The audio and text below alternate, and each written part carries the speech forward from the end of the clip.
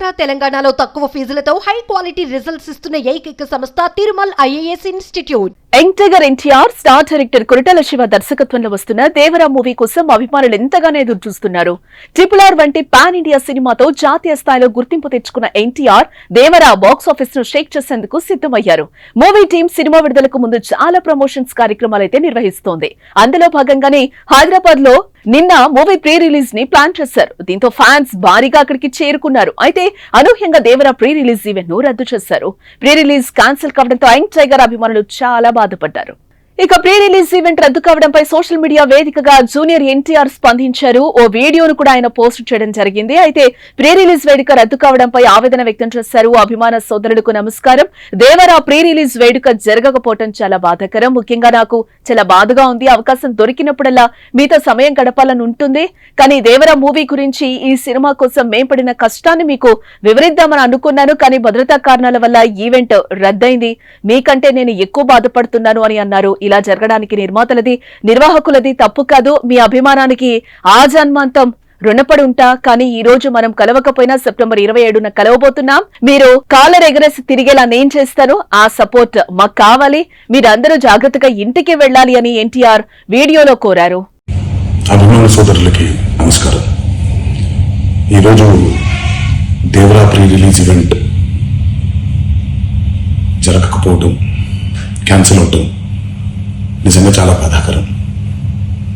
ముఖ్యంగా నాకు ఇంకా చాలా బాధగా ఉంటుంది. మీ అందరికీ తెలుసు, అవకాశం దొరికినప్పుడల్లా మీతో సమయం గడపాలని, దేవరా మూవీ గురించి, దేవరా మూవీ కోసం మేము పడిన కష్టం గురించి మీ అందరికీ వివరిద్దామని నేను చాలా ఎక్సైటెడ్గా ఉన్నాను. కానీ సెక్యూరిటీ రీజన్స్ వల్ల ఈ ఈవెంట్ని క్యాన్సిల్ చేయడం జరిగింది. మళ్ళీ చెప్తున్నాను, మీతో పాటు నేను బాధపడుతున్నాను. మీకంటే నా బాధ చాలా పెద్దది, ఎక్కువ కూడా. శివగారు ఎంతో కష్టపడి ఎంతో అద్భుతమైనటువంటి సినిమా తీయడం జరిగింది. అందరూ చూడండి, అందరూ ఆనందించండి. అన్నిటికంటే ముఖ్యంగా మీ ఆశీర్వాదం ఈ దేవరకి చాలా అవసరం, నాకు చాలా అవసరం. ఈ మీరు కురిపించే ఈ ప్రేమకి ఆ జన్మంతో రుణపడిపోయి ఉంటాను. ఇక దేవరా ప్రీ రిలీజ్ ఈవెంట్ రద్దవడం పట్ల అటు మూవీ లవర్స్, ఇటు ఎన్టీఆర్ అభిమానులు నిరాశ వ్యక్తం చేస్తున్న తరుణంలో నటి జాన్వీ కపూర్ ఓ స్పెషల్ వీడియోను షేర్ చేసి అభిమానులు ఉత్తేజపరిచారు. తనను ఎంతో ఆదరిస్తున్న తెలుగు ఆడియన్స్ కు ధన్యవాదాలు చెప్పారు. ప్రీ రిలీజ్ ఈవెంట్ రద్దు కావటం వల్ల అక్కడ చెప్పాలనుకున్న మాటలను ఓ వీడియో ద్వారా తెలిపారు ఆమె. అందరికీ నమస్కారం.